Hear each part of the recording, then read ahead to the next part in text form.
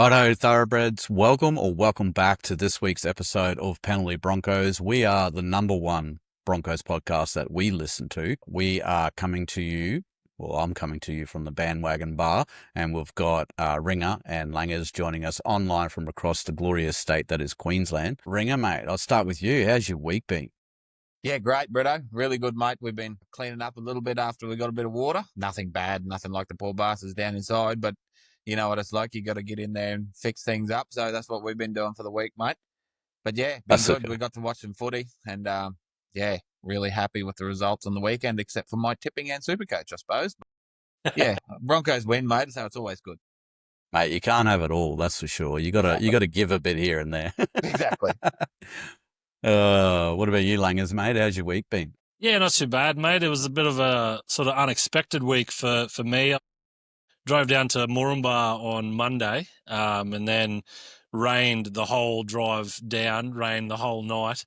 And then on Tuesday, when we went to start work, the mine was just like, you are not coming onto our property and ripping up the access tracks. So see you later, basically. So then had to scramble to find some other work to do and ended up in Collinsville Tuesday night. And it was still raining there. So we got not escorted, but we got told to leave as well. Like the property owners didn't want us on their properties either, which is fair enough. And then, yeah, ended up back in Townsville for the rest of the week. So, yeah, what started as going to be a full week in Moranbah ended up with one night in Moranbah and one night in Collinsville and the rest in Townsville. So, yeah, no, it was pretty good. You know, obviously an unexpected sort of half a week home, sort of catching up on jobs and, you know, mowing the lawn that never seems to stop growing at about a foot a day with all of this rain. And, yeah, just wrapping around some good quality footy, mate. How about you? Yeah, look, I'd be lying if I said that I regret not mowing the lawn this weekend, but it was fucking hot, so future me will fucking hate me, but I left it. We had about an ankle deep of water all through the backyard, so I was like, let it go, and then it started pissing down again. I know I said last episode I was glad to see the back end of the wet season. Well, we're fucking still waiting for it, so. But anyway, I'm just keen to get to best after a back-to-back fucking weekend. I'm up and about, mate. Got my heckles up, that's for sure. All right, you'll have to deal with a little bit here, thoroughbreds. We're going to try and keep it as live as we can, I guess you could say. But I have been flat out today with a little bit of sport. Anyone who's got kids and does the sporting runs knows what it's like. So we got home a bit late today and the missus is on shift work, so she's not here. So shoveled them in the bed and started the podcast up. So bear with us and we'll see how we go. Get into the review. It's always good. It's always good to have a hard week and then review a good game, even though we did leak a few points there. But we hosted the Tigers at Suncorp Stadium Saturday night. Tigers were without Luai, and in hindsight, probably a good thing, because in the first half there, he possibly could have been the difference to break the stranglehold there that was going on. Shout out to the thoroughbreds once again for you guys have just gone and outdone yourselves when it comes to these attendance records. Currently, I think 41,011 was the number that showed up on Saturday. That puts, for Suncorp Stadium in all sports, that puts the 3 games that have so far been held this season, top 3. And then we have some rugby union, then we have some soccer below that. I think the accumulative attendance was well and truly out front now. I think we've cracked 130,000. Combank is nestling at about 93,000. Or thereabouts. Just getting out and getting them done, which is good to see, and putting in that vote of confidence that Magic Round should stay in Brisbane. But yeah, we'll get into the results. So the first half was 14-12 by way of Broncos. Second half 32-12 for the Broncos again, for a full-time result of 46-24 win over the Tigers there. Stats again not very convincing in favour of us either. We did lose a possession. The Tigers had 51% of that, and we lost the completion rate again. The Tigers went on to complete at 82%, 34 out of 41 sets they were doing. We've got the average set meters of 36.84 meters over the Tigers' 34.23. Tackle efficiency, though, we went down. Tigers had 85.36. We ended up with 85.22. Not much in it, but still not getting the greens there. Penalties conceded, 9-6. Just 9 penalties is a lot. Yeah. And we'll get to the errors and we'll have a look at that in a little bit. But it's very telling. Error count in total was 14-9. Tigers only doing 9 errors to our 14. I think the inexperience in the Tigers' halves was out to show. And just thankfully, we did lose one of our experienced halves, but thankfully we had the right cattle around everyone there to get the job done. Langers, we'll go with your game review, mate. Let us know what you've seen. Best Yeah. part of the week. Thanks, mate. Appreciate that. All right, Thoroughbreds, Broncos versus West Tigers. Probably the first 5 minutes, it was just good, entertaining footy. Like it was just a sort of clash of Titans sort of thing up in the middle, couple of sets each. No real sort of attacking opportunities from either side. And then in the 5th minute, just like last week, our first attacking opportunity leads to a try to Jesse Arthurs after a lovely little grubber from Benny Hunt. So, yeah, that was lovely to see in the 5th minute. It converted 6-0. Then in the 9th minute, we had an excellent defensive effort from Gemmet Shibasaki after repeat sets of sixes from the Tigers. Basically a potential try stopper from the big fella. So that was good to see that not only can he score the meat pies, but he can stop them coming in as well. Then in the 12th minute, we had a successful captain's challenge for an escort on Paddy Carrigan, which was sort of a bit of a weird one because, the bloke took 2 steps and then stopped. So I don't even know why it was called in the first place. Like it was... I reckon they just seen a body on the floor and just went, boom, penalty. Yep. And then, that's what the challenge is there for, I guess. I mean, perfect example why they brought it in. Yeah, bro, exactly. he hates us, so he just, at any opportunity, he just was blowing it anyway. So Absolutely. He might have had brandy in his ear. Yeah. Well, yeah, no, good to see the little general did challenge that one, and we got a successful challenge out of that. From that set of 6, we had a missed opportunity with a drop ball from Gemmet after a little break from Benny Hunt. If, he just sort of held on to that one, he would have been away and Arthurs would have been with him, so that might have been another potential sort of try, I guess, but... oh, well, this is what it is. Then in the 14th minute, because of that drop ball from Shibasaki, the Tigers end up down our end, and Lockie Galvin kicks on the first, which is pretty good to see for a young fella, to have that sort of confidence in his game that he's going to kick on the first. For Luke, now, I apologise, Thoroughbreds, if I'm going to butcher this, but I'm going to go Lalii, maybe? Apologies, Luke. If you're listening, you're not listening because you're a Tigers. Because we just pumped you and you're not listening to a Broncos podcast. Kick not converted, 6-4. Then in the 20th minute, we had a sin bin for Brendan Piakura, which is probably a bit of an odd stat for the big fella because it was his first starting game for the year and his second sin bin. Yeah. That's probably a bit of a rare stat that not too many other players would have against their name. Then in the first minute, basically straight after it, we had great defense from Cobbo to stop Luke's second try for the Tigers. So Luke was diving across the line and he knocked it out of his hands as he dives over. So that was good to see. 2 minute, good defense from the Tigers to stop Benny Hunt sliding over for the Broncos' second try. Just sort of got there or didn't get there. So that was sort of good to see the sort of back-to-back sort of defensive efforts from both teams. It wasn't just a try fest at the start anyway. So, yeah, that was good to see. Then, basically, straight after that, in the 26th minute, we had a try to the Tigers after a break from Jareem Buller from that sort of long dropout that everybody sort of seen. I think it was just no one really expected it. It was probably a bit of poor communication from the little general. And, that break from Buller put Taruva over in the corner. Kick not converted, 6-8. Then in the 31st minute, the Tigers sort of went on a bit of a run for a few minutes there, and they had their third try after a failed short dropout.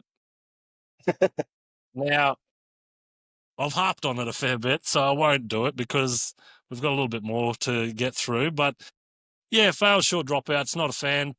Get rid of it. But anyway, kick not converted, 6. Then in the 37th minute, we had a try to possibly the biggest hooker the game has ever seen in Xavier Willison. I don't think he was ever going to pass from there, and he still busted through about 3 lads. And as the commentator said, he had arms like Inspector Gadget and just reached out and planted it down. So lovely to see in the 37th minute. Kick converted, 12. Then right at the death of half time, we had the little general just step up to the plate and slot a 2-point field goal. It wasn't even like his greatest of kicks either, but still got the job done. So love to see it. So they go into the sheds at halftime, 14-12. So from that half, you'd say that the sin bin definitely cost us. Like as soon as Piakura went off, obviously a man down being in the sin bin, and the Tigers just sort of went bang, bang, bang sort of things. Sin bin definitely cost us.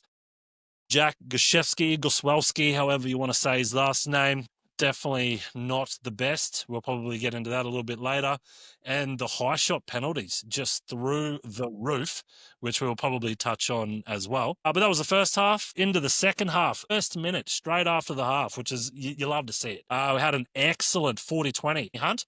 And that sets up just a classy set play that sees Big X stroll over for his second try.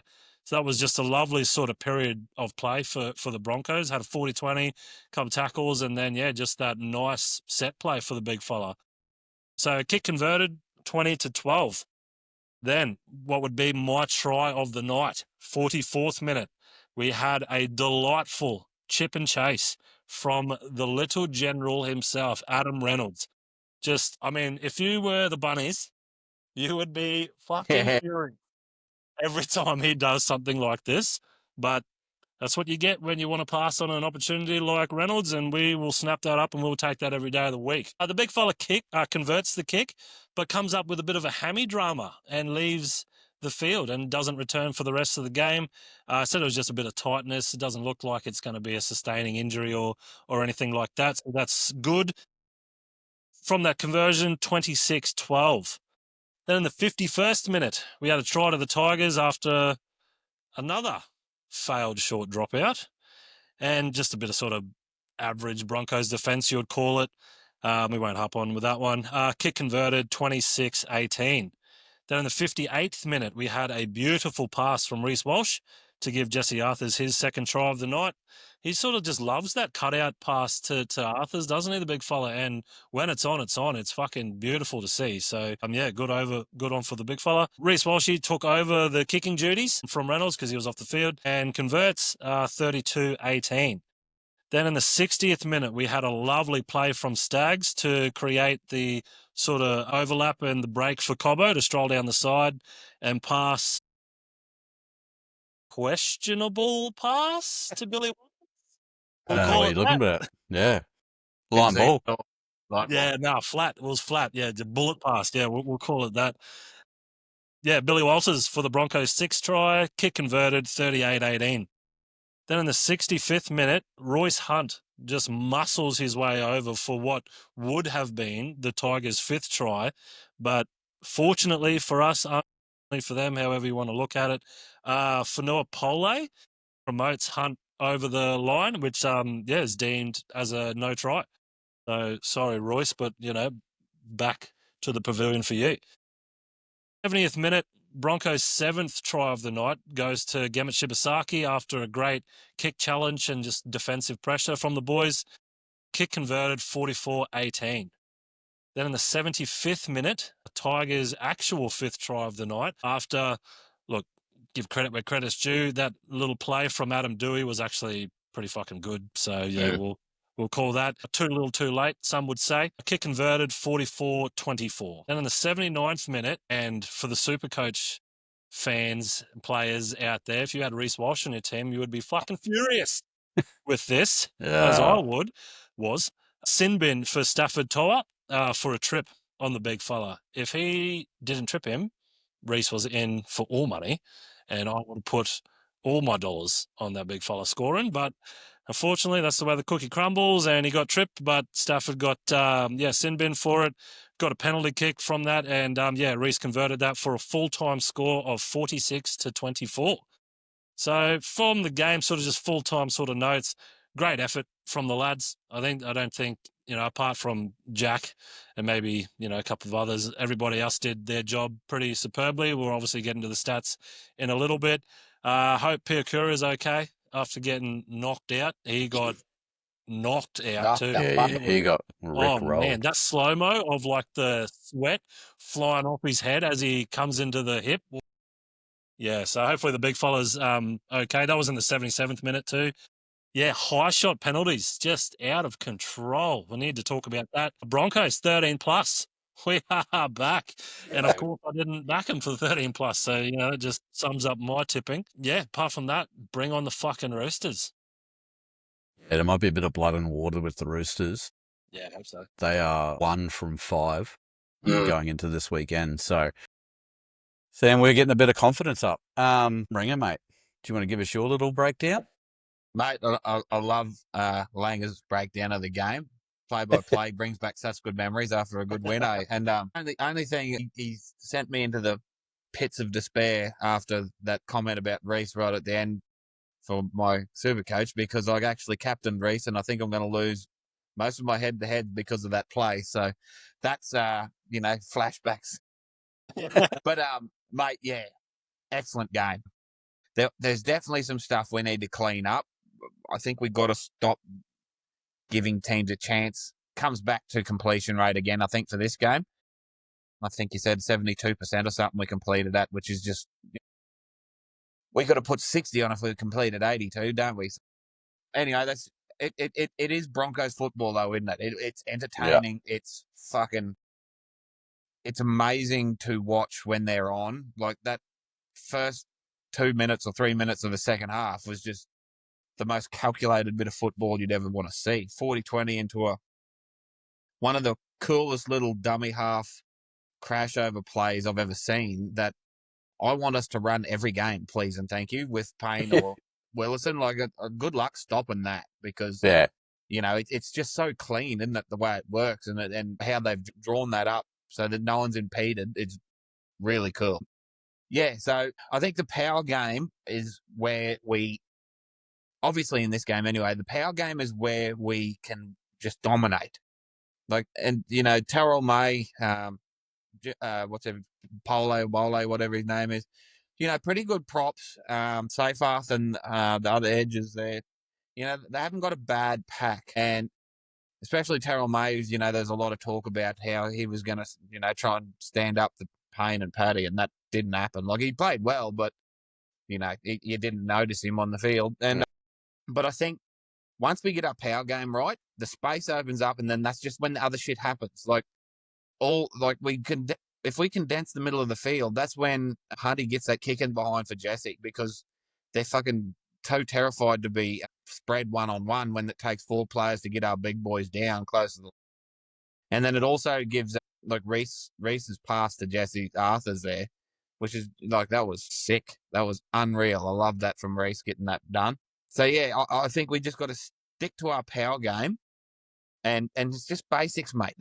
All the shit that we do that's flash and unreal comes off the back of getting the basics right. And once we get teams on the back foot, then, we are unstoppable. And if we do complete and do that, we can win a game from anywhere.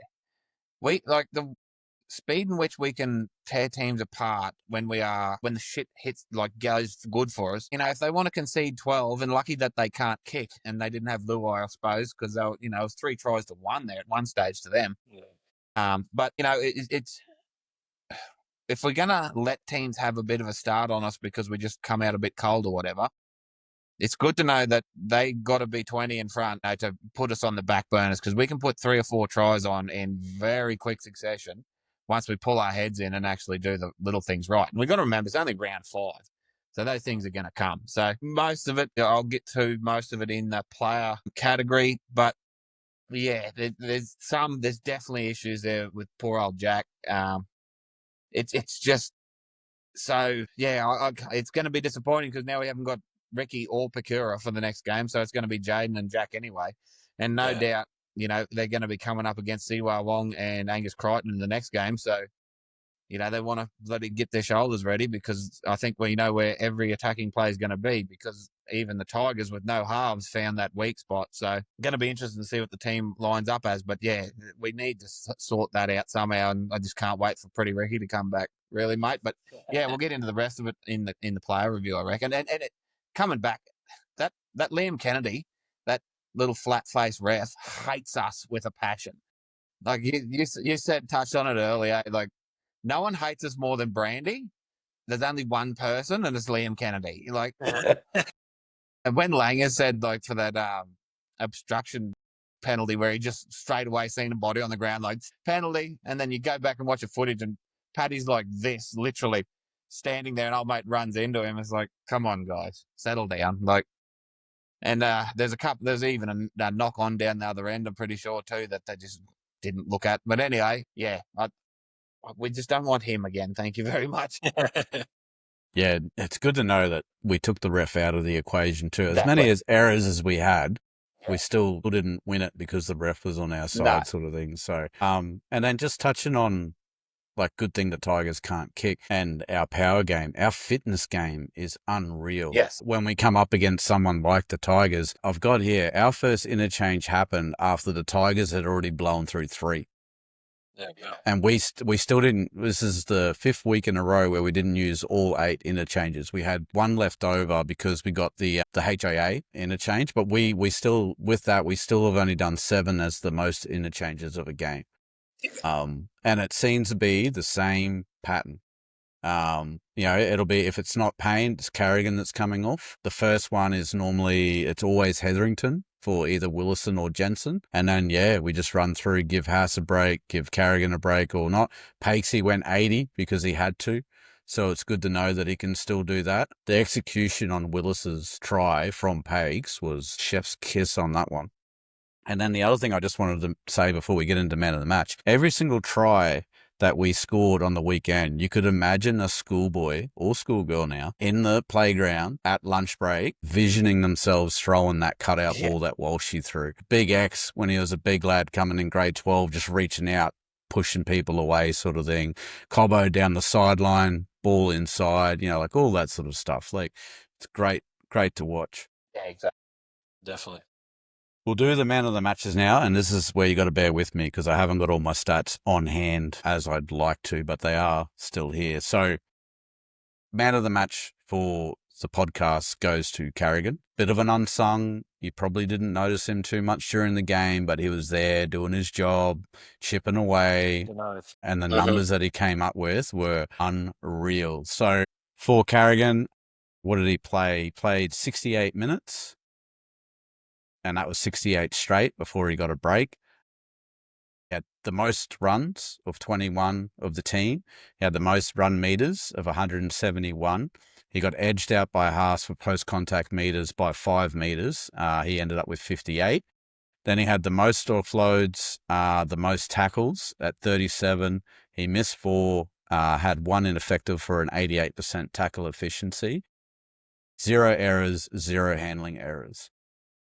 So the big boy just went to work, rolled the sleeves up, did what he had to do. I'm pretty sure he was most of the momentum in a lot of those big hits that May had to deal with coming out of their own end a bit there. Now, and I love doing this, so what we've done is online, on the socials, especially on Facebook, we've got the polls going for Thoroughbreds Man of the Match. Threw it in one of the Facebook groups that were in there. They loved it, snapped it up, everyone got involved. I think originally I put up Benny Hunt and Xavier. A few people added Shibasaki, and then there was somebody else. I think Walters might have even got a throw in there on that one. But it came down to himself.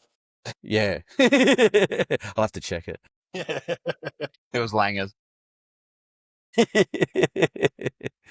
But it came down to Hunt and Willison. And after all the breakdown, there was 1 vote in it, and Willison edged out Hunty for the Thoroughbreds Man of the Match. And fair and square, Hunt did really well with the kicking. He was involved in everything, really stepped up when Rano went off the field, helped Walshy do his job pretty well. Willison gets it, and if this is the kind of player you got coming off your bench, you're a happy supporter, because he ended up with 2 tries, 2 line breaks, which was the most out of our team, 11 runs, 82 meters, 28 post contact, 7 tackle breaks, which was the most out of our team. He ran at a tackle efficiency of 94% with 17 made, 1 missed, 0 ineffective. And he ended up playing 40 minutes and 56 seconds over 2 stints, 30 minutes and 12 minutes. So well done to Willison. And if you throw back to our accountability episode, you would have heard on here, Thoroughbreds, that we were really looking for Big X to have a massive year. It's really about that time that he needs to sort of step up, move from being a bench player to, do we run him? Do we put him on the run on? He is behind, Carrigan and Haas and whatnot, but he's coming on and doing a job and absolutely killing it. And love to see it from the big man. Langers, have you got any comments on the man of the matches, mate? No, it's good to see that obviously the Thoroughbreds getting involved and putting through names that are deserving of a man of the match. They're not just throwing random people in just for the sake of it. Everybody that sort of commented and voted and threw up their own suggestion, was in contention, I thought. But no, obviously good to see Benny Hunt coming through with just really good attacking sort of opportunities, 40-20s, grubbers for tries, just being involved, being what we here at Penalty Broncos just wanted for him and from him. So good to see. But like you said, Britto, just amazing to see a bench player coming off the bench and just lighting it up what Big X has done, especially the sort of what we were hoping for him and expecting from him as well. So yeah, no, it's good. It's good to see both of those lads having a crack. And either one of them probably deserves man of the match, really, as well as Paddy Carrigan, just a bit of an unsung hero, like you said, just doing his work and doing it fucking well. So, he's probably never going to be the flashy sort of one that people won't gravitate towards straight away until you start throwing up the stats and having a look. And then once you do see those stats, you're just so glad that he's in our team, isn't he? He's a phenomenal player, and yeah, he's just a fucking gun. Yeah, I don't know how to really explain him. I mean, he just gets his job done, and then he'll come out and smack you like Gilbert found out last weekend. Yeah. Anyway, what do you reckon, Ringer, mate? Yeah, mate. I think very deserved, Paddy. He's at the moment, of course, all the hype's around Payne, which is deserved because he's a fucking freak. But it looked like Paddy almost took all the talk about Payne and Terrell May being like this clash of the Titans. It looked like it sort of hurt his beautiful long locked hair feelings. He looks like a bit of a softie, so that might have got on his nerves because he was fucking aggressive to start this game and just stamped his authority to go, hey, don't forget who the other big dog in this fucking fight is. And I think he was better than Payne last night just because he was so consistent. And Payne had an off night, and still an off night for Payne is still being the best prop in the comp by leaps and bounds. So, I think Paddy was brilliant. Maybe I think he took it personally. And Hunty, obviously, he just done exactly what we want him to do. If we can get him a partner on that edge defensively, you'll shout for bloody 5 out of the year. He's looking pretty good at the moment, Dally M, mate. Oh, he's playing the house down, isn't he? And he's just in attack on that left side. He's got him so confused, and he still hasn't pulled the trigger. He nearly got there himself, so close with that try. But that's the first sort of time he's taken the line on properly, and it nearly caught him unawares because he's always got such many options outside him. And he's been throwing it or kicking it or sort of doing that. So he was so good.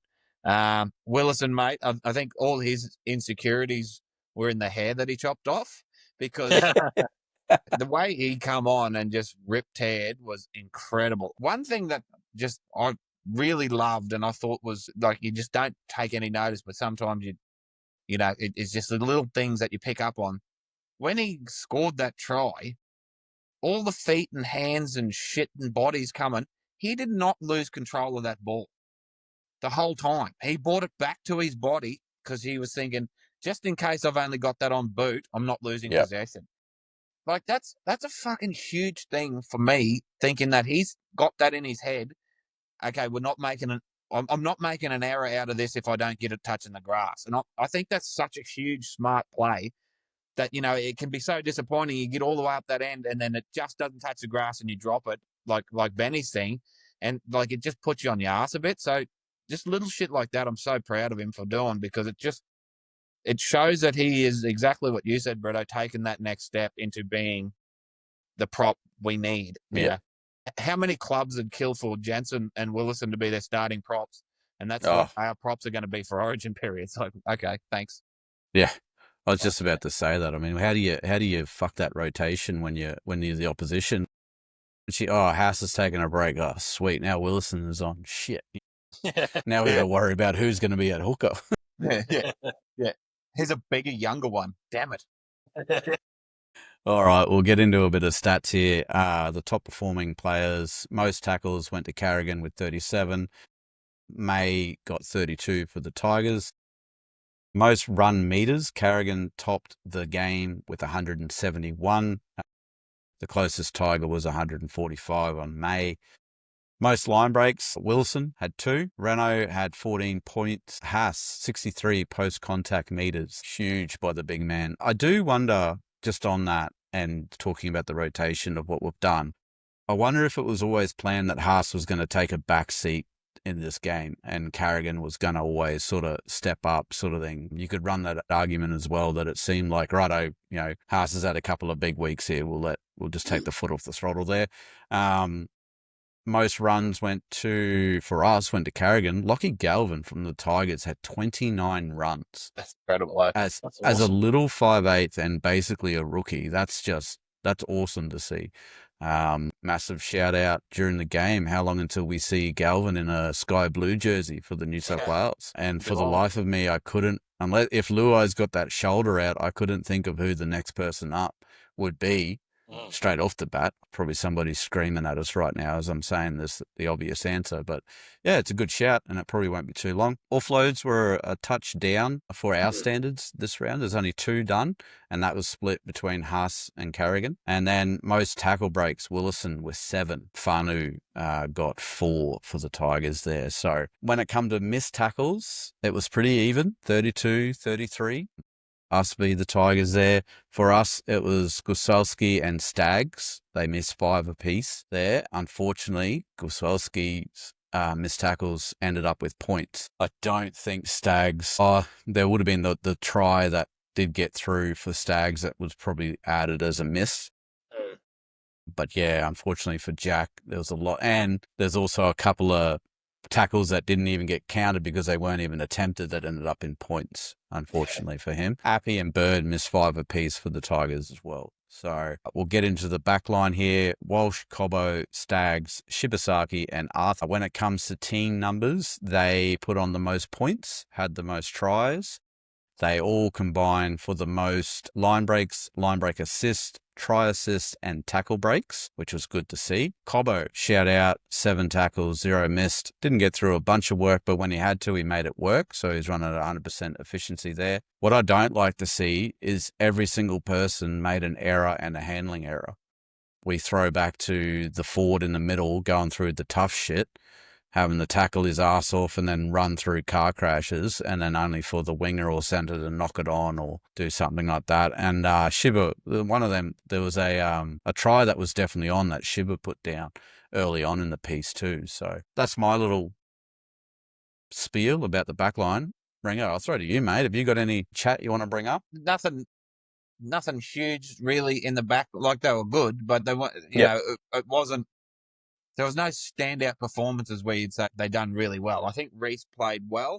Quieter again, which is good for us. Like, he just chimes in when he needs to and does his job. I think he was pretty good in defence. Again, one thing they're going to have to work on is that the Tigers really seen that he is defending in the line, and that's where the short kicking, when they get down to our line, is. Like, they think that they can dick it in behind us, and there is space there, obviously. So that's going to be something they're going to have to watch going forward. Sheba is he's good, isn't he? Like, I like how he goes about his business. I've had one error there, but one great try over, like you said. Yeah, really organised defence, big body coming out of the thing. Cobbo was quiet. Jesse was good, but he needs to sort out his bloody getting out of our own end running. He sort of gets to the line, runs sideways, and gets smoked. So I don't know. He'll figure that out in the end, I suppose. But yeah, like everyone was handy without being, a jumping out of the skin for me anyway. But Yep. yeah, I like Reese. I think Reese, a quiet Reese is a good Broncos Reese, if you know what I mean. It's going to come for him. We all know that exactly what Mate said. It's going to all come together for him. So if he can just get through his work and do his job, well, that's all we need him to do at the moment, isn't it? Yeah, that's it. He's certainly not giving the haters anything to squeal about the last two games, which is good. So hopefully he can keep that up, and eventually he'll just pick his moments and he'll explode. Exactly. Langers, mate, what about you, mate? You got any chat on any of those players? Now, I agree with Ringer with basically everything he always says, really. He's just a phenomenal bloke, the Ringer. Just glazing each other on the podcast. It's been a good week when the hosts are giving it each Yeah. other. So. But Shibasaki, Madge has got absolute bang for buck with that bloke, doesn't he? Yeah. Like, he's on 80 grand a year, and I mean, he can be commanding as much as like the best centers going at the moment. He's just absolutely on fire, and for 80 grand, like that's unreal. Yeah. Give the bloke a pay rise, or just get the boosters, some little Roosters sort of dealings, and get that sombrero going or something for the lad. Geez, he deserves it. But no, apart from that, just looking at these sort of stats, Cobbo 13 runs for 123 meters, like that's pretty good. I mean, he couldn't fucking score a try for me for my best bets. The fucking piece of shit. But anyway, it is what it is. But no, like it's a good team effort. Like obviously, like you said, the errors and the handling errors, obviously that is a bit sort of disappointing. Like you said, the big fellas do their job, get bashed up the middle only for a winger to drop it or knock it on or do whatever. So that's a bit sort of disappointing that maybe they need to sort of fix, and hopefully they will. But yeah, 100% tackle efficiency from Cobbo, so that's always good to see. But no, apart from that, like it's just a good sort of all-round effort from our backline. Yeah, so I've got my note on during the week here and created the mother of all spreadsheets when it comes to stats. And interesting to note, I'm just giving it a run here for the first time, Thoroughbreds. Shibasaki is third in run meters for the team. And we've got Carrigan out on front at 902, us on 830, and Shibasaki is sitting at 717. Yeah. Unreal. So and there's Reese and Cobbo that are sniffing behind him, obviously. But yeah, 80 grand. And that's another thing. That's what I was going to bring up. I'm glad you mentioned it. Currently, we're sitting at 31 players involved in the team. We've got our top 30 squad. Shiba is obviously the 31st, and he's playing in the team run on. We've got until, I believe, June, July, when your 30-man roster has to be solidified and set. Who the fuck are we dropping? Because we're not dropping Shiba. No. Like we're not using him for half a year and then, righto, son, you just sit the rest of the year out. We'll bring Mariner back in. Unless something happens, I don't know. But someone's got to drop out, and I'm worried about who it is because, I'm hoping it's Hayes. I hope Hayes is still in the top 30s and we can just drop him out because of his ACL. See, so yeah, I don't think he is. I think he was on a development contract. Yeah, right. Same as Shiba. Yeah. So yeah. Anyway, interesting one, Thoroughbreds. If you want to comment your thoughts on that one, but no, everyone there I thought had a bang on, do their job sort of go. The runs went from fullback through to Arthur's there. Jerseys 1 through to 5. The all runs went 12, 13, 12, 10, 9. So everyone had a go at the ball about the same. The run meters were 76, 123 to Cobbo because of that little break that he had and whatnot. Then we go back to 82, 83, 69. So yeah, great, I reckon. It's just really got to clean up those errors for me. It just, yeah. Yep. Yeah. Yeah. Yep. that's it. And again, like our centers, with Shibasaki doing that defensive effort early on, like that was all intention. He was just not getting through. I'm manhandling you over the side sort of thing. You got him on one side, and then you've got Stags with his energy on the other. Yeah.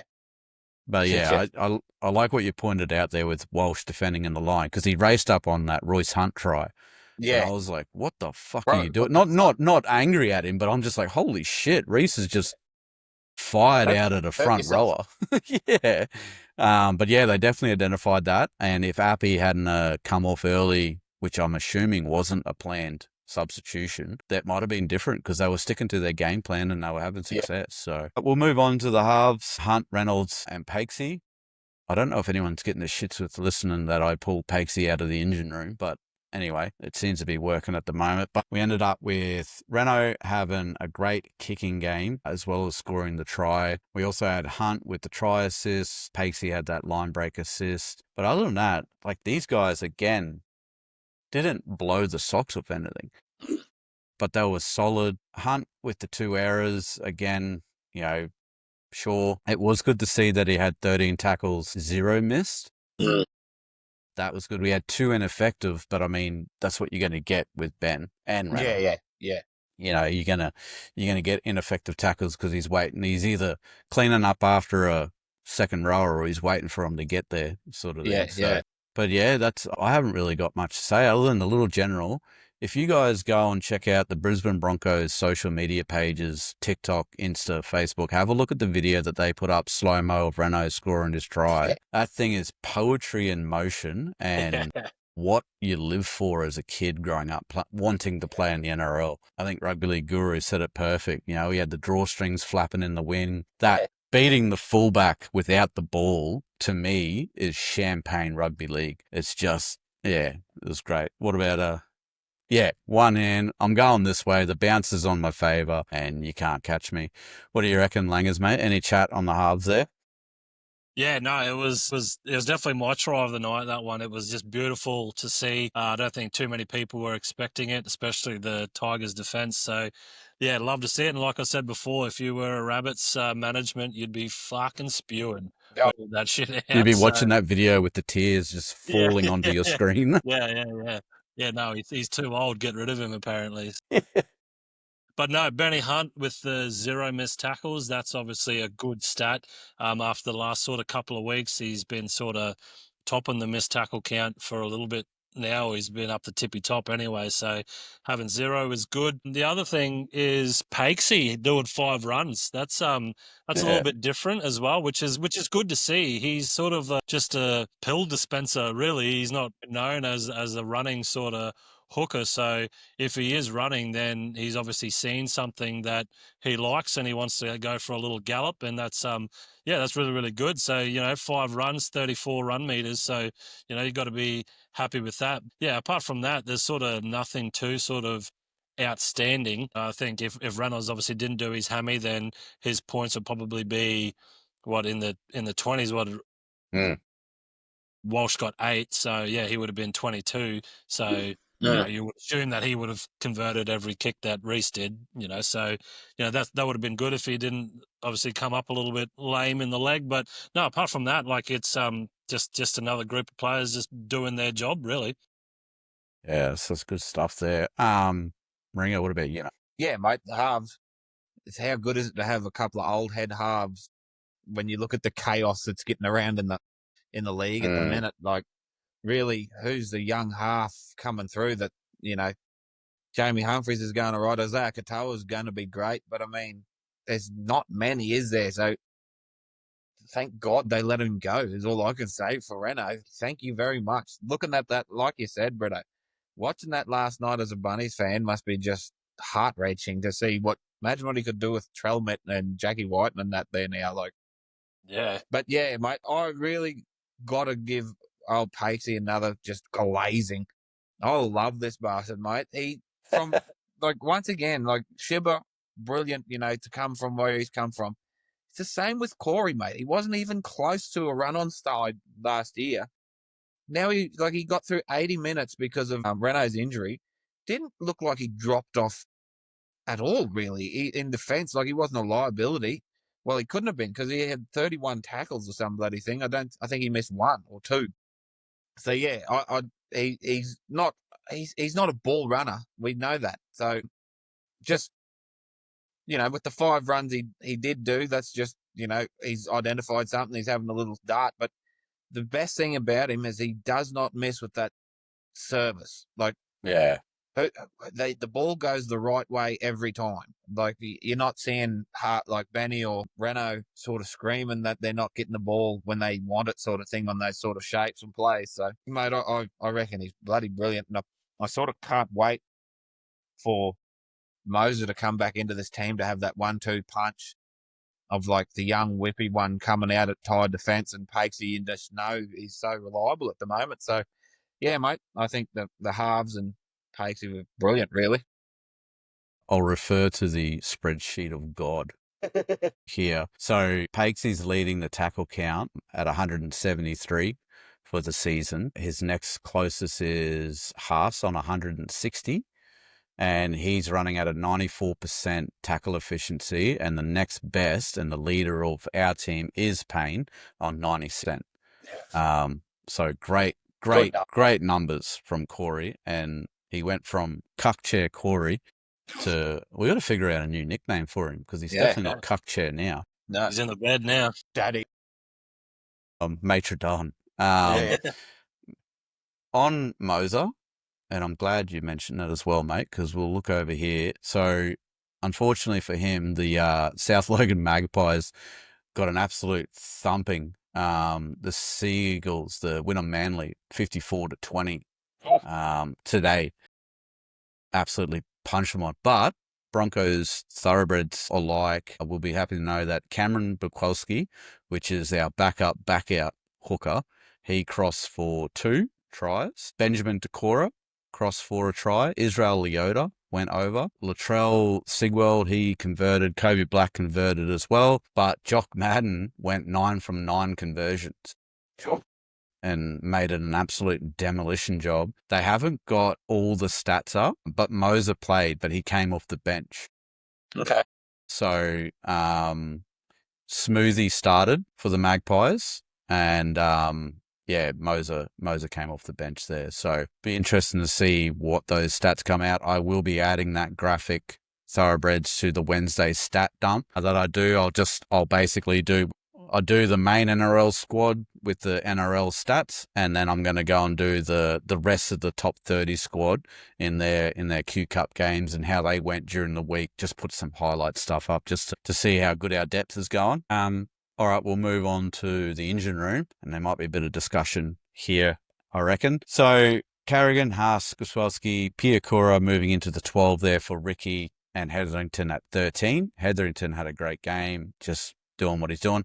We should probably, I'm going to say it anyway, I can't speak for you lads, but I think we should probably put the move Carrigan back to 13 chat online to bed, because it's working out well, and I can't see teams. Yeah, it'd be a shit fight during the week trying to look at tape, trying to look for that Jensen Willison shift coming on from the bench. Yeah. So we'll just leave it the way that it is. But this is where most of the green came. Obviously, we've got, line breaks and all that, all the flashy plays sitting in the back line where it should, and it come to the real grunt work. We've got 61 total runs for everyone here. 47 meters was made just through the forward pack, which was great to see. Offloads of 4, 120 tackles were done, Carrigan leading that pack. Unfortunately, the most mixed tackles did come via this. One person, which is no surprise, was Payne, topped the tackle efficiency with 93%. Everyone else was below 90%. But minimum errors as well. So yeah, really, really solid there. I think I am worried about Piakura. He is on report, and he has got the 11-day protocol for the NRL to go through. So in that theory, even if he early guilty pleas it, I think he's out for quite a few rounds, because they won't be able to use this weekend coming as one of his suspension rounds. Yeah. Because he wouldn't have been able to be named. That's the way that I see it. It might be a loophole there that you can, but I think he's looking at either 3 to 4 weeks on the sideline. Yeah. which hopefully, fuck, he had that shoulder cocked all night, eh? Yeah, Like, it was coming. it was, yeah, the send-off was coming and the concussion was coming. But anyway, I mean, that's why I love him. But what's your chat there, Langers, mate? I'll throw to you. Just looking at Carrigan and Hass's stats, like they're just like we say it every week. We just glaze the lads every fucking week, but like it's a deserving glaze.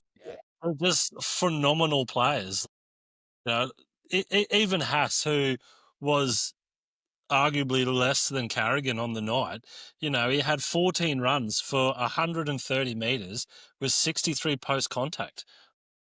And like, you know, it takes half the team to tackle the bloke every single time. Like it's just he wears down the defense. He just creates those, you know, opportunities for, like the ringer said, the Ferraris to, you know, take hold and just like, yeah, it's really, really good to see. Like Carrigan just had an absolute ripper of a night. Like just looking at these stats, it's unreal. But you know, the glaring sort of downside to the engine room is obviously Jack.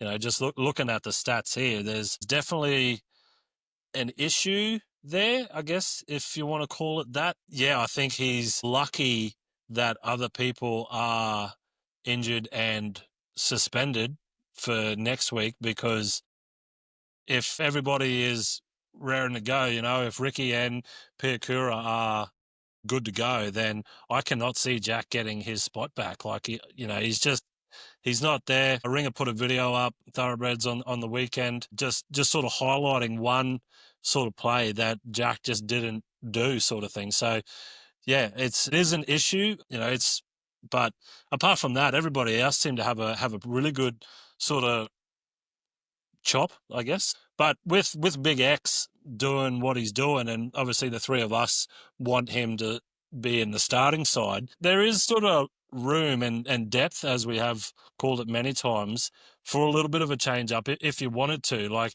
Hetherington coming off the bench like he has for the last couple of years is really good. Like he's a great bench player. So if you did want Big X, you know, coming into the starting side, then you could potentially throw Carrigan back to the 13, put X in the 8, and then have Hetherington on line coming off. And that is a tremendous forward pack.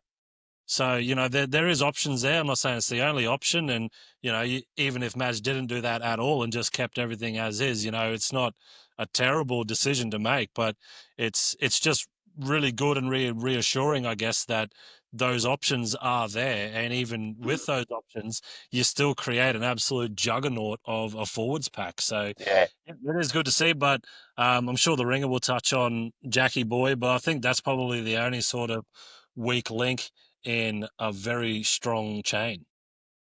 Yeah, nah, 100% agree with you there. We will throw to you, Ringer, mate, just to get you. I've got the stat sheet here. There's a couple of interesting little things here if you want me to, if you Yeah, can think mate, of them while you're talking. But Yep. yeah, you go into it and then I'll throw some at you if you want. Righto. So the second row is an issue for us. I think we knew that at the start when we were going through how we thought the year was going to play out.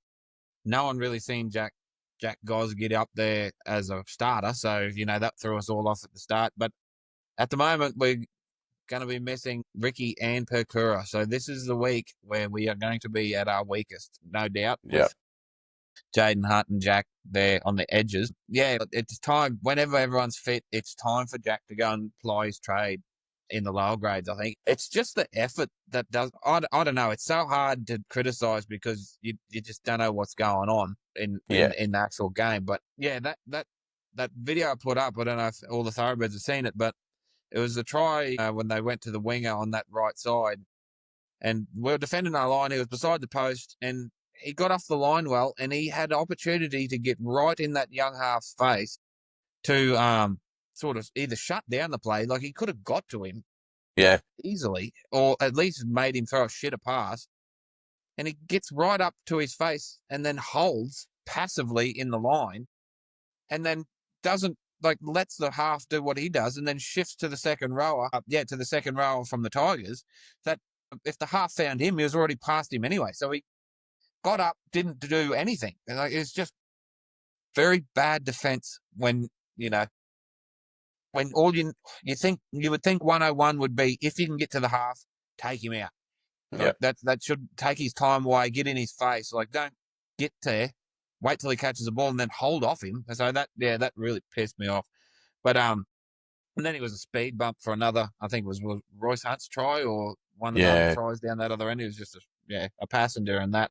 So this is going to really test us this week, mate. I think with our second rowers, we do, we've got such a embarrassment of riches in the front row. If you could just give us one second row, it'd be great, really. But so mate, I think that's going to be like 14 tackles and 5 misses.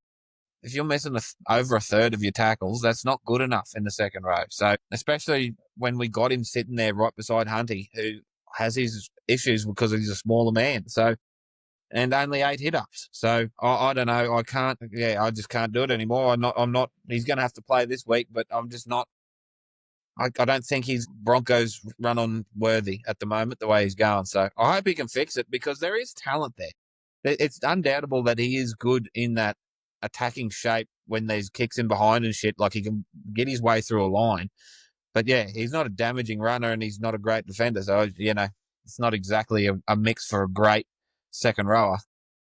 But how do you go with your stats, mate? Hit me. Yeah, he in the game on that, like, there was moments, that first try for Arthur's, Goswelski was chasing hard. He knew the play was on. He had to go. He has scored some great tries off hitting holes perfectly, and of kick chases as well. And there was another instance there in the first half, where he did hit a hole hard. They just brought him down, like, close to the line sort of thing. So he's got it there. And we're looking at Pakesy and we're looking at Shibasaki. If he's going to get it done, it's going to be with match.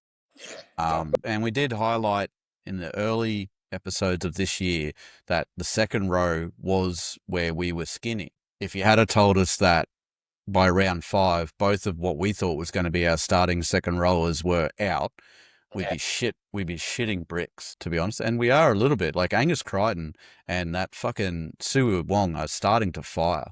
They're losing, but those two are doing a bit of a job there. So just with the stats, and it's the work rate for me that I'm not too happy with.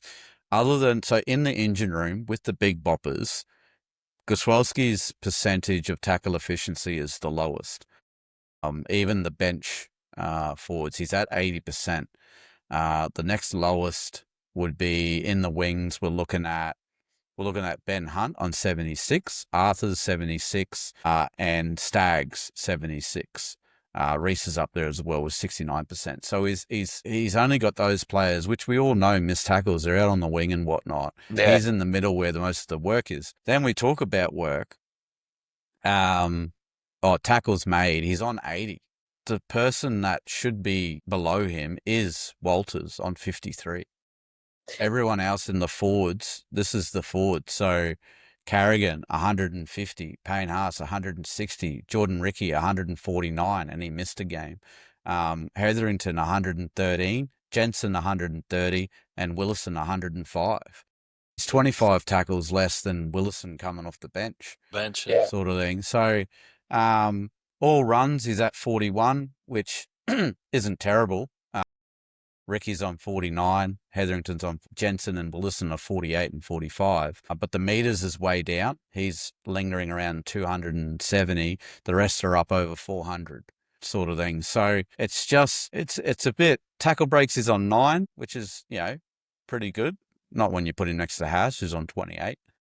But and the missed tackles as well is very high. He's got 17 missed tackles, which is the highest other than Hunt in the team. And we all know that Hunt is going to miss the most tackles. Yeah. That's why he's beside Hunt to make those tackles. So it's very alarming that we've got 17 and 19 on the exact same edge. Yeah, exactly. Next to each other. That's a very weak chink in our armor. Definitely. And I haven't got it to fucking randos where we score all the tries through this middle third of the fucking team sort of thing. But we'll get there with that. But yeah, I know we got in trouble.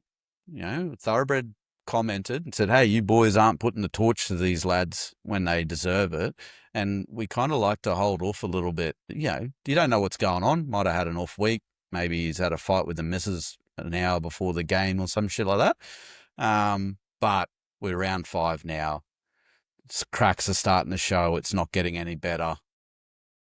Yeah, so I think, when everyone is fit and firing, Jack goes back, kills it a bit for the lower grades in Q Cup. He comes in for a bit of origin coverage. Yeah. I reckon. Anyway, that's a bit of a downer. We don't like talking about that. We just want everyone to play well. Yeah. But it is what it is, so we got to call it out when it does happen. We'll move. Is that it? Everyone got anything other chat for the engine room? Carrigan, Haas, Just Hetherington. Procura, mate. He just calm down. Yeah. Just calm the fuck down, Brendan. Yeah. Like, I know he's keen to get his first run on for the year, but like, I think we all could see what was going to happening. Like, in the head high crackdown, and he's just racing in, trying to iron people out. You're like, oh, here it comes. Oh, here it comes. It eventually did. And then, the knockout, mate, that was brutal. Yeah. Like Langer said, with the explosion of the sweat off his head, that was a crazy camera angle. So hopefully he's okay. But it's just over enthusiasm, and we just want him to play well. We don't need him to play. He doesn't need to impress us. Yeah, that's exactly it. And I mean, that was the second hit in that set of 6. Yeah, he took one. He took one off the. I think it was Royce as well, off the kickoff, and then he copped that one right at the end. Yeah. Snooze, mate. Langers, any more chat there on the engine room, mate?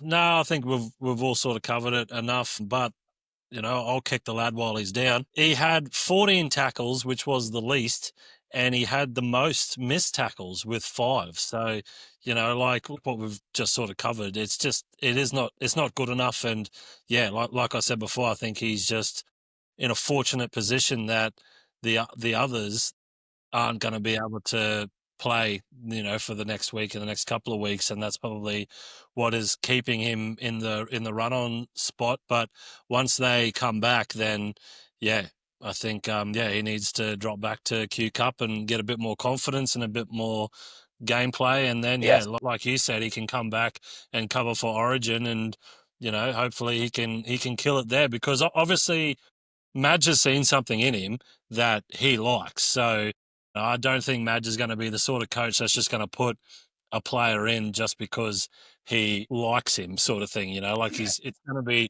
talent based. So obviously he's doing something in the training drills and during the week that he's just not converting to the game. So hopefully he can put it all together and come out firing, and we can have good things to say about the lad. Exactly. Yeah, 100%. All right, we'll move on to the bench with Walters, Jensen, Willison, Hunt, and Marty Tapua moving into the 18th man on the day. Thankfully, he didn't get to have a run, which means we weren't, hard done by there by a send-off or whatever. But what have we got here? So this is where the most tries came from, which is awesome. So we got 3 tries there. Walters got 1. Willison got his 2. Line breaks as well. They had 2 there. Tackle breaks. Willison had 7. Shout out to Billy Walters for 100% tackle efficiency as well. The 6 that he had to make, he got through. What else we got there? They topped the team, so the bench topped the team in tackle efficiency, running at 91%. Nice. Jensen got through 17 tackles, 2 missed. Willison had 17 and 1 missed. Jaden 9, 1 missed. So really, really good effort there. Really solid bench. You knew when Jensen was out there, he was chopping blokes. And obviously you knew when Willison got out there. Your little tinfoil hat scenario with Piakura being injured and Hunt coming on to replace him, that got a little bit smoked out, I guess. Hunt was just there to fill that. Yeah. Obviously, Madge wants to run another second rower on his bench. So thankfully he was there, because Piakura made sure that he was injured by the end of the game. Yeah. Get bloody injured. Good work. Yeah. So, but no, other than that, Hunt with the kick chase and the try assist to Shiver, great. I mean, if you all watched the very first trial against Burleigh Thoroughbreds, you wouldn't believe that Jaden was making a living out of playing football. The poor bloke, that was an off day. Yeah, Like, that we've was just an got to off put day. that down to an off Yeah. day. Like, he couldn't catch a ball, he couldn't run through a fucking hole or anything. And now he is round 5 throwing bloody offloads off the deck to bloody for wingers to centers to score. So no, great. I like the bench, solid effort. How did you see it, Ringer? Yeah, mate. Really good. Again, like our bench has really been outstanding this year. We don't, it's so hard to not lose something when you've got players like Payne needing a rest and, Kobe and Paddy and that. So to have what we have and Big X just finding himself in this game, hopefully his confidence, grows and grows so we can turn into the prop that we know he can. And just not too good so that some other bastard comes and spends 800,000 to come and get him. But anyway, it's down the track. I thought Billy was good. It's good, Billy coming into that halves role when Renault went out. It showed why he is a pretty good 14 because he was solid in that role. Like he didn't have to do much, but he taking that sort of decision time away from him seems to be better for him, where he's just got to react, and I think he did pretty well. Corey Jensen, brilliant again. Really liked him, and Big X, of course. But I was impressed with Jaden Hunt too. He looked really enthusiastic when he come on. Made some good tackles, obviously chased through, like you said. So he's going to get his shot this week, I'd imagine. And he's going to have a fair big job on his hands. But mate, if he can put it together, does he look slightly bigger? Yeah, I think he does. He looked pretty jacked, didn't he? Yeah, he's pretty athletic, so it'll be interesting to see what he does because I really want him to all do well, but it's just, second row is that position that we haven't got the depth like we do in the outside backs or the other props or that. Really interesting, mate. Hopefully they all come good. It'd be interesting to see what the lineup is this week. I wonder if the big Ben Tower is going to bloody make an entry. Yeah, could be. Could be. If he gets any thicker, he might find himself on my Supercoach team. Love me a thickie. Langers, mate. How's the bench looking? It's good stats to see from the bench. Good to see Billy Walters just doing his job and sliding into that halves role when Reynolds came off. Like that was good, and just obviously supporting Cobbo when he made that break, even though let's face it, that was a forward pass. And when you think about a Thoroughbreds, think about it like this: if the Tigers did that and the Tigers scored, what would your feelings be? Because I know what mine fucking would be. But good to see it. Obviously, I'm not the biggest fan of the big fella, but obviously credit is going to be given where credit is due. So that's always good to see someone coming off the bench and just doing their job and, sliding into a role that, obviously he's played it before. He did it in the Q Cup, but, just not his normal sort of role and still doing his job. So that's good to see. Corey Jensen, just strength to strength, game to game, isn't he? He's a fucking phenomenal player. 10 runs, 98 run meters, 43 post contact off the bench. Just amazing. You gotta love the lad for it. It's just good to see. Obviously, Big X had an absolute blinder, which is great. We all want him to do well. We all sort of expected big things from him this year and hoped that he would shine through, and he is starting to do that. He's getting better every game, so that's good. And we've got some depth with Jaden Hunt coming in and doing his job as well. And you got Big Marty riding the pine at 18. That's just a leashed beast at the moment. You give him an opportunity, I'm sure he'll be folding people like deck chairs as well. So it is good to see. And obviously leading up to Origin, it's still obviously a little bit away, but it is sort of getting around sort of that time. I think the baby Broncos, as they have been called in the past when it is Origin time. Hopefully it is sort of shaping up that we will still be able to put forth a pretty good team, even though I think there is going to be a few players that are going to be doing Origin this year from the Broncos. So, it's just really reassuring to see. And it's good to see that, our bench is absolutely firing. And, when the starting players do come off, it isn't just a big hole that doesn't get filled, you know, like they come on and still do their job. And like what the ring said, you know, like the opposition's like, sweet, Haas is coming off, we can have a break. Oh no, we can't. Big X is coming on now. So that's amazing for the Broncos and for us. So yeah, it's good to see. It's good to see. That's it. Royce Hunt is Big X if you got him off Timu. Just throw a bit of shade out there to any Tiger supporters that get wind of this. But anyway. And Royce, if you hear this, Britto said that, mate. Britto? Yeah, Britto. I had all Royce. He is big and angry, that boy. He got them crazy eyes. All right. That's enough for glazing the team and the review. I think we've done a pretty good job there. We will move on to the Gronk now. The big fella is glowing in the light that is the win over the 4-time premiers. In Penrith, of course. They went down there and did the job. But he's kept himself humble enough to have a dig at us throughout this one. So, yeah, just get ready for that. All right, here he is.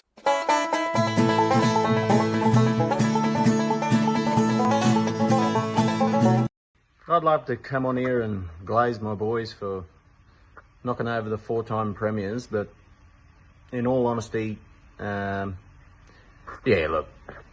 Penrith weren't that flash. We had our moments, and we did. I'm not going to lie, we did show a lot more resolve than what we have shown, particularly at the start of the year and through stages of last year, but essentially the only reason we won this game is because Casey McLean had the blinkers on and wouldn't pass to his man on the outside, Jenkins. So that was bad for my super coach, but good for my punching bag. As far as the Bronx go, I think his were exposed in that first 30 minutes. Obviously had a game. The Tigers obviously had a game plan to turn you fellas around with them kicks in behind the line, etc. But you look pretty feeble.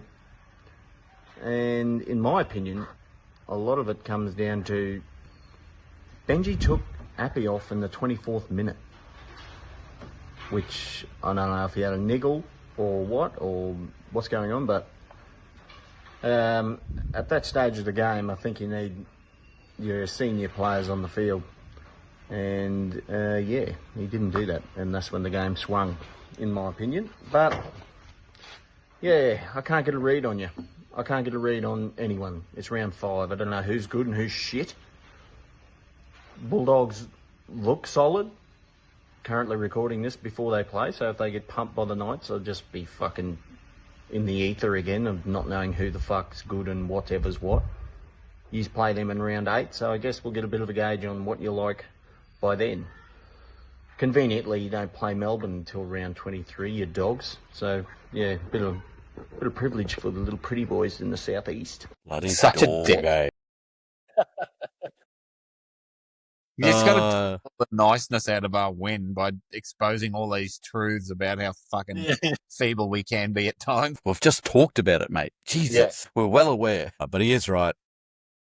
Who fucking knows who's good and who's shit at the moment? I I always say that when it starts out like this, it's great for the tipping. That's how a tipping comp should be. It shouldn't be, these are definitely going to win. These are definitely going to win. It should be. Yeah. I think just before the games kicked off on the weekend, there was about 4 games there where it was like 54% had picked one way, 46 had gone the other way sort of thing. So there was a lot and those games were the ones that fucking Eels, Dragons, and all that sort of shit. Yeah. So, although the Penrith one was not one of those ones. No. Especially, I haven't been barracking for the Cowboys so hard for a hell of a long time. You know, nothing like seeing the 4-time Prems get dusted, but no Reuben Cotter too in that Cowboys team. Like, that's a big out in any team. So, like you said, they could play the Eels next week and get beat. So, you just don't know how with this competition at the moment. Yeah, that's true. And Gusowski, if you need to know what a second rower should do on a half when you get in his face, have a look at big old Cohen Hess giving Nathan Cleary the what for.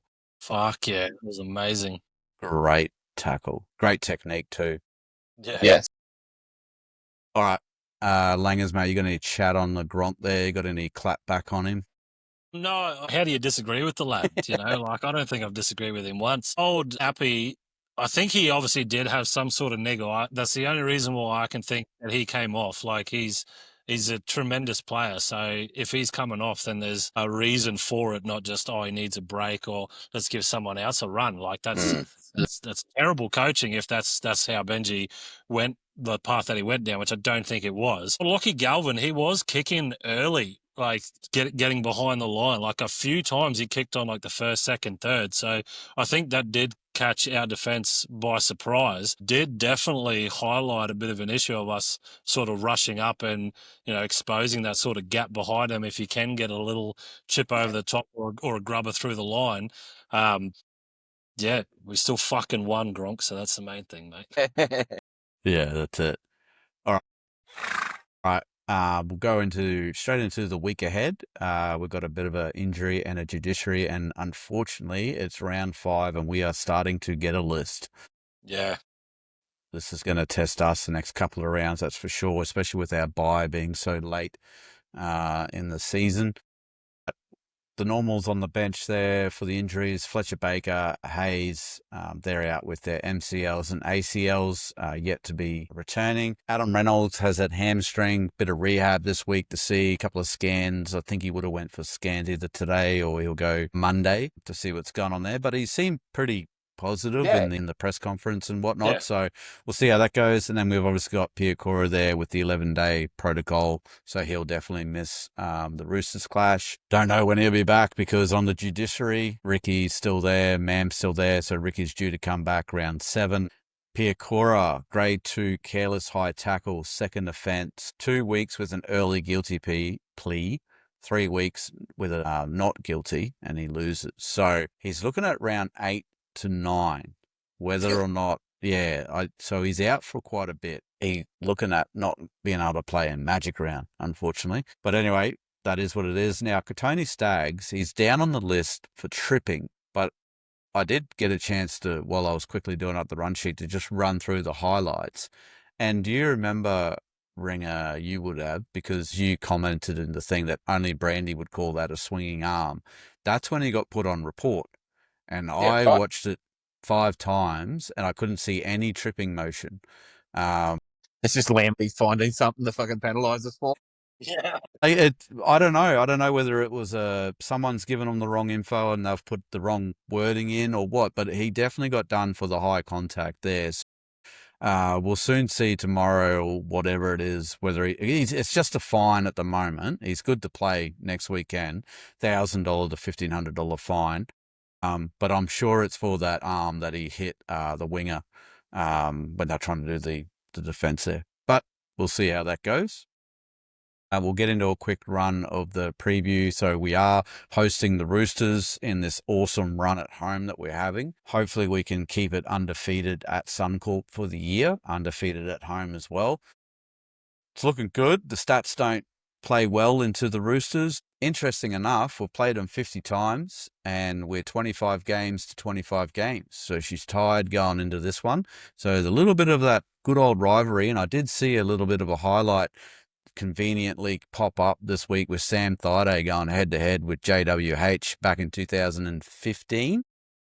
I remember watching that game and just on the edge of the seat, and Sammy was giving it to the big boy, which was great to see. But we're completing at 78%, 68%, so not good there. They do have us in tackle efficiency, nearly 90%. They're completing to our 86.4. We're at 80% wins for the season. They're at 20%, though. Complete opposite there. Last time we met was obviously round 1, where we dusted them 50 to 14. Fuck yeah. Since then, they've gone on to beat the Panthers, which at the time we thought that was awesome. That was great. But with Penrith's form, it seems like it was just they hit them at the right time sort of thing. So that was the only win that they've had for the season, whereas we've gone Roosters win, Canberra loss, Cowboys win, Dolphins win, Tigers win. So we're looking for 4 on the trot, which, in my opinion, I think we should get it. This will be, I think, more difficult than round 1. Trent's obviously got some stuff that he's worked on, they've fixed up. They still got an issue with their halves. There is chat that Chad may not play this weekend. So, I mean, if we're coming up against another rookie half, you could potentially, put a bit more shekels on that 13+ bet there, Langers. But anyway, we'll see. We'll see how that works out. How do you see it going, Langers, and that? You're pretty confident for a win, mate, or where are you worried about? Yeah, I'm sort of with you. I'll be surprised if it is another blowout like it was in round one with 50-14. I don't think it's going to be a game like that this weekend. I think it is probably going to be a little bit closer.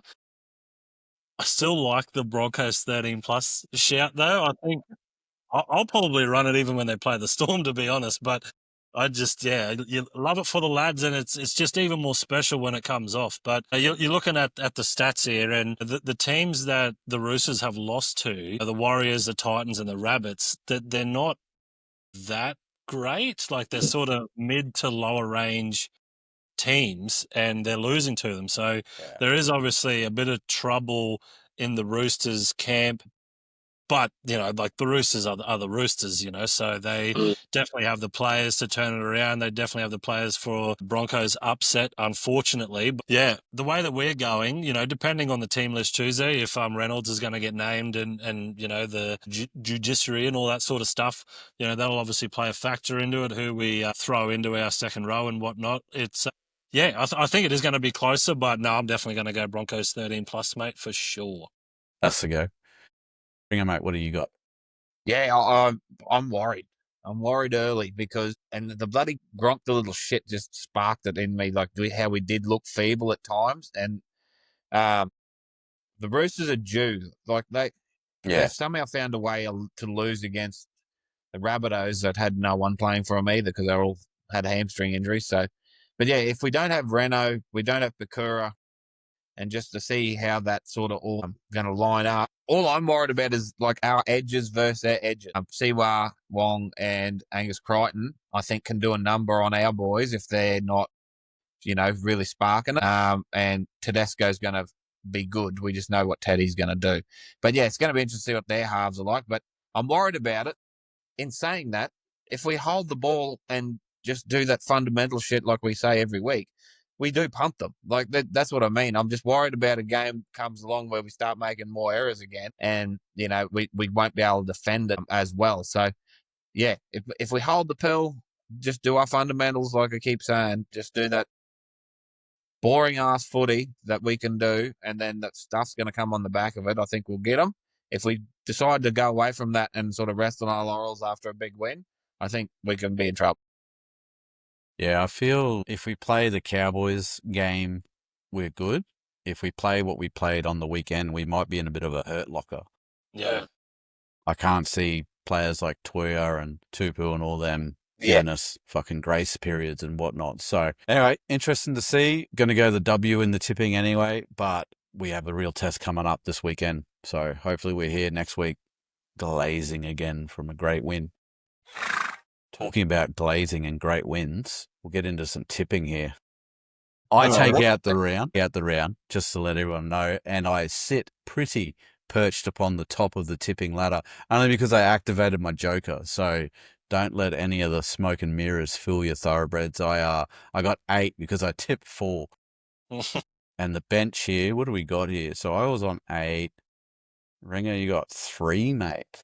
Yeah, well, I want to lodge a protest because I on the show, I done my tips on the show and I put the bloody Raiders in, I'm sure of it, but it come up with the Sharks. Or maybe I didn't put it in and I just got the away team or something. But anyway, I only would have got fucking 4, so it's not as if it really matters that much. But mate, I think the blunder you had in the super coach might have had you rattled. I'm still rattled. But anyway, so if I didn't do the joker, Turbo Russ would have grabbed the round win with 6 correct tips. And That's in a good. round like that, Good, mate, right? well done to you. Yeah. Because that was, I mean, unless you're the office tipper, of course, but we'll see how you go this weekend, see if you can back it up. But the current ladder, Fletcher's Uber on 27, Payne and the Haas on 23, Kate 1812 23, and Annie Frogs on 23 there. So that rounds out the top 4. We will get into this week's now. What do you guys, Langers, have you got your tips there, mate? I'll get you to run through them.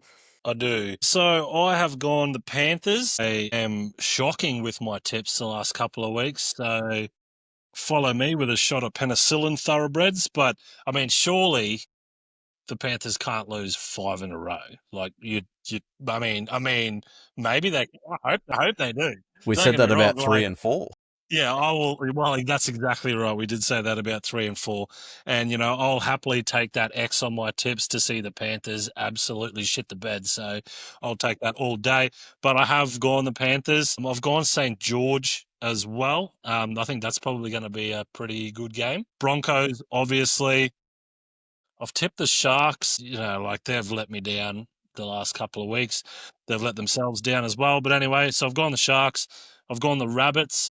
I've gone the Raiders, I've gone the Storm, and I've gone the Tigers. I don't know why the Newcastle Knights, after how they played today against the Bulldogs, are favourites against the Tigers, how they played against the Broncos. So I've gone the Tigers, but like I said, I am shit at tipping, so don't follow me. Talking about rattled, actually. So I'm also in the tipping comp with Langers in his work there. A little bit of a buy-in, bit of a dabble. I put my tips in, but forgot to hit submit, which you have to do on the ESPN app. Oh, yeah. So good old Langers is looking out for me. He messages me after the first game. Hey, mate, you forgot to put your tips in. And I'm like, oh, shit, we're getting family photos done as I get out of the car and see that message. So I was like, oh. Open the app, seen the submit button, bang, hit it, all good, put the phone away, get the photos done, off we go. Then I get another message. You forgot to submit again. ESPN, of course, when you refresh the app, just wipes your tips. So I went back in, hit submit. It's like, yeah, good job. You didn't save You submitted much. nothing. And off I went. So anyway, I got the Raiders game. That thankfully went to me with the away, I think. But anyway, shit the bed on the other couple of games, but not that it helped much anyway. But here's the Gronks, and then I'll throw to you, Ringer. He's got his tips in. So he's gone Penrith to get the job done, get their first win on Australian soil, which would be great. He's gone the Dragons as well over the Titans. Broncos, Sharks, Rabbits, Raiders, Storm. So he hasn't even backed, after a win over the Penrith, he still hasn't backed his own team. He's gone the Rabbitohs with hamstrings galore. And he's gone the Tigers to finish the weekend Same off as me. as well. Yeah.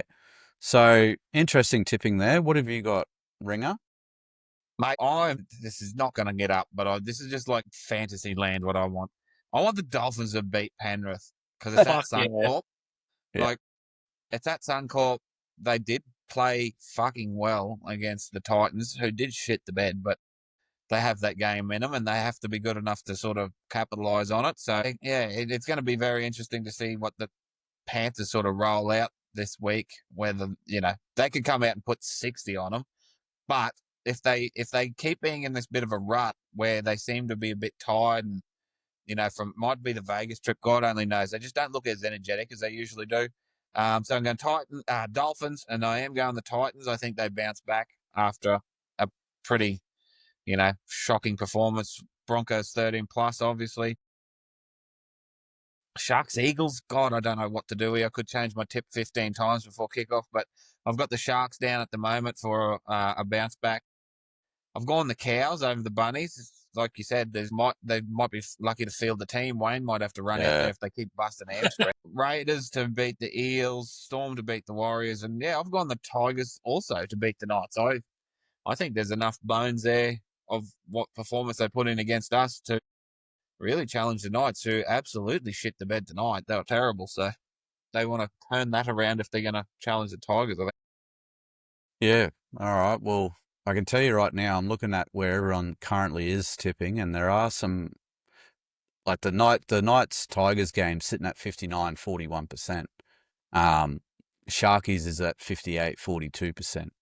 Yeah. So yeah, there'll be some wild swings. I have thrown all logic out the fucking window, and I'm just like Office girl tipping at its best.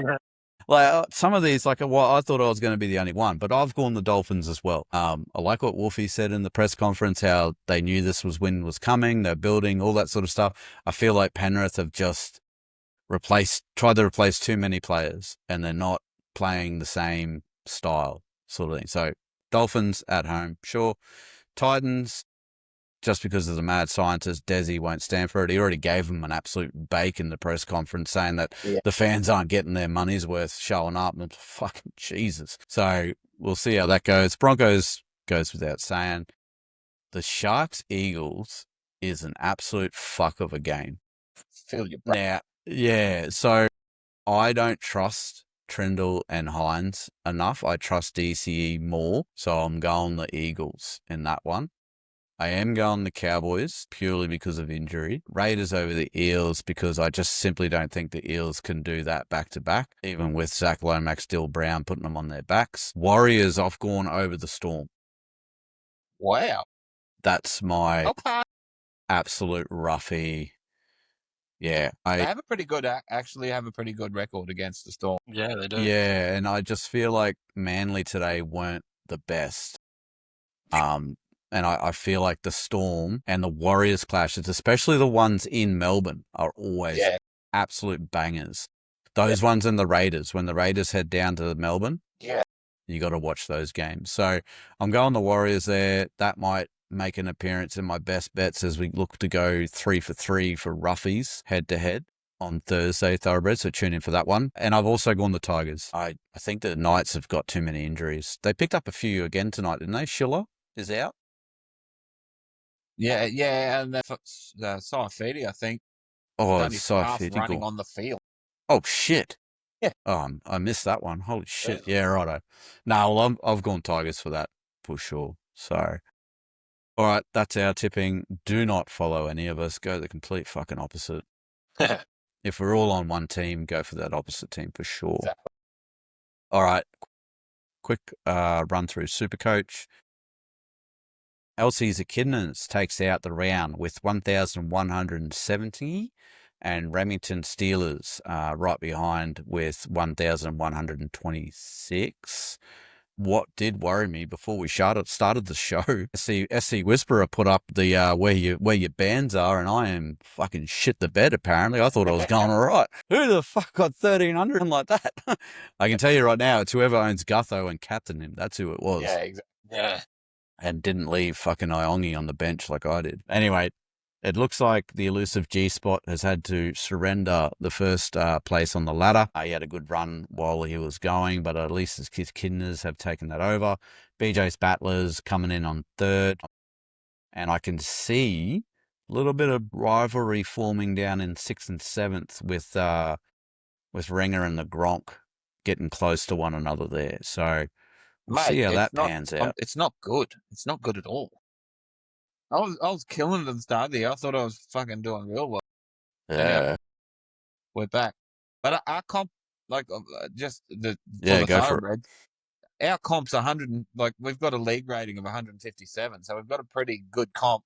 There's not a 1,200 in there, and old mate reckons 1,100's well below par. It's like, well, we all fucking suck.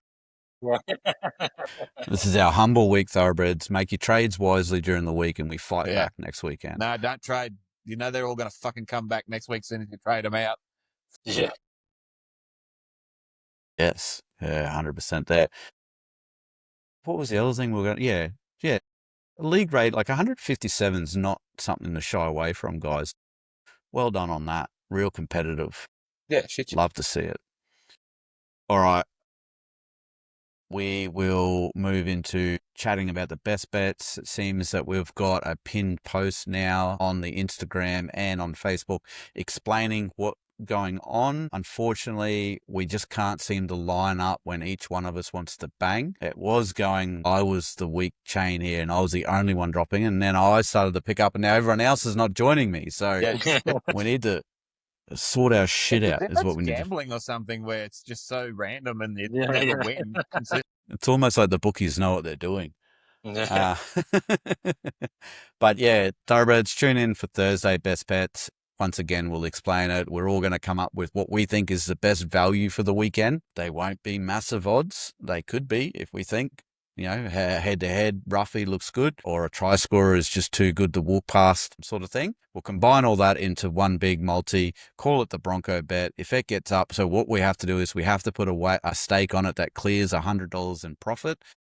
When that gets up, and I say when because it will, this season, we will manifest this into reality. We're going to do a giveaway, which is a gift card.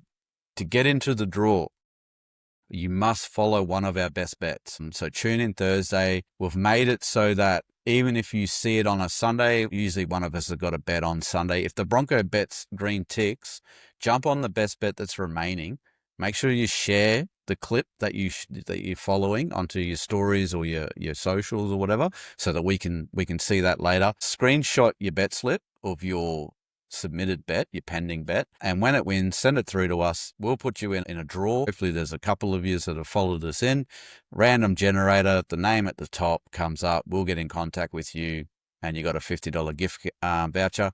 If it's really good odds and we have to put a minimum of $2 on it and we clear $200, $300, we will do a giveaway $50 gift card for one per $100 profit. So $200 in profit, we give away two, $300, we give away three, etc., etc. This week wasn't great. I got up with the head-to-head there, thankfully, but did we even get any other green ticks? I haven't actually checked. I got Jesse Arthur's. You got Jesse, that's right. Alamotti fucking got taken out. Yeah. I thought I had that too. Like, he got bungled over the sideline.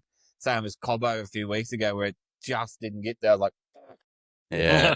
Yep. But anyway, we'll try again. We are trying our hardest to scrimmage through the bookies thoroughbred, so you guys don't have to. But in other news, I don't think there's been a week this season where none of us have hit. No, exactly. One of us is hitting at least, so make sure you tune in, and we'll get there. Now, the road to $1 million, bit of a fast. Talk about that.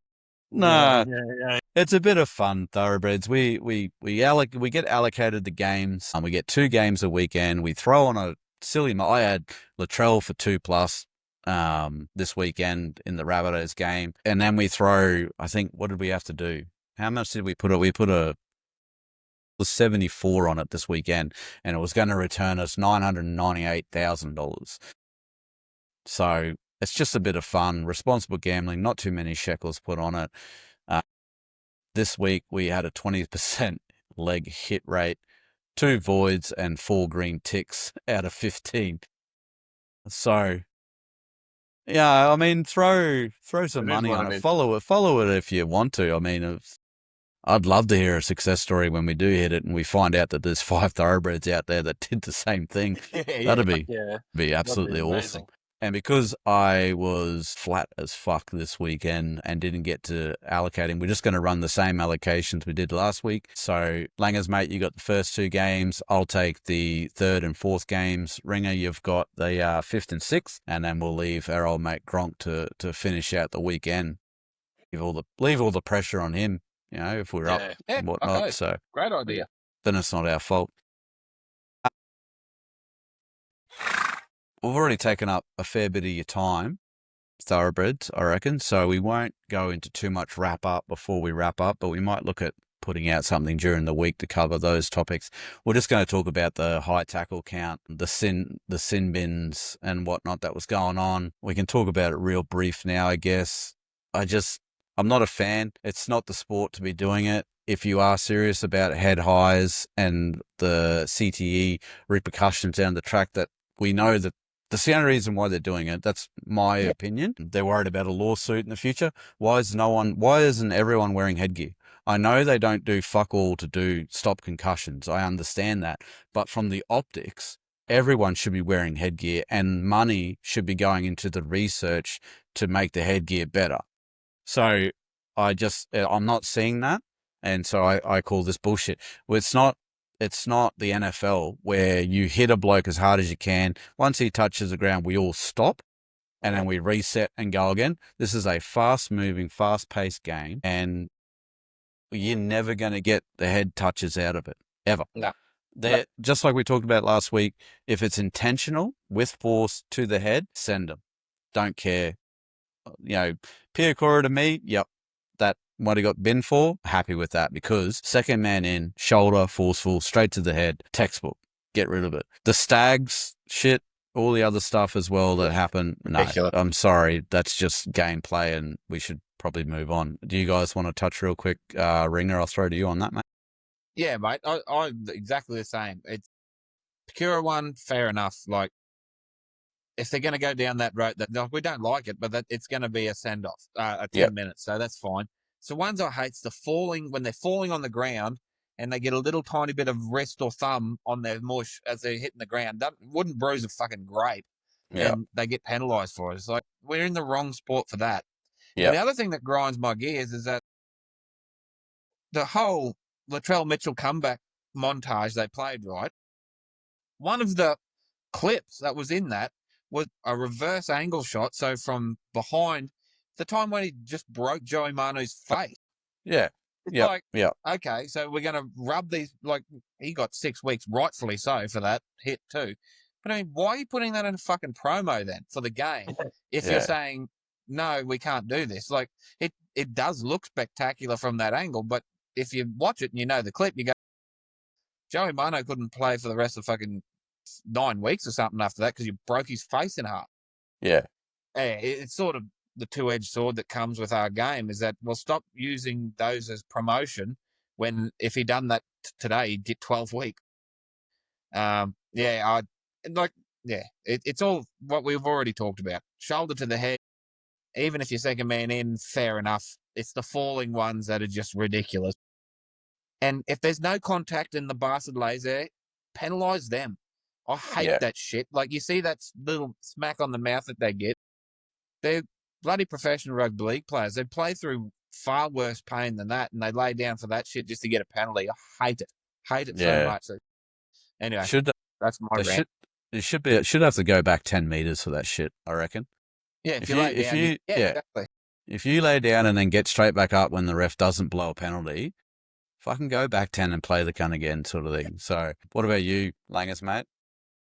Yeah, I agree with both of you. I think the rule, like, it's obviously there for a reason to protect the players and CTE and all that sort of stuff that, a bit more sort of research has gone into past players and all that sort of stuff. But I do think that the rule does need refining a little bit. Otherwise, you're just going to see people ducking their head as they come in to the tackle because they know that as soon as they get grazed on the cheek that they're going to get a penalty for their team. So, what is stopping people from just ducking their head just that little bit, copping a little hit around the mush and they get a penalty repeat set of 6. So that's going to really ruin the progress of the game. But yeah, so I do think it does need refining. Like, it is there for a reason because, you don't like to see people have their face just absolutely smoked by swinging, so you can understand why it is there. But yeah, I definitely do think it does need a bit of refining to stop the game just falling into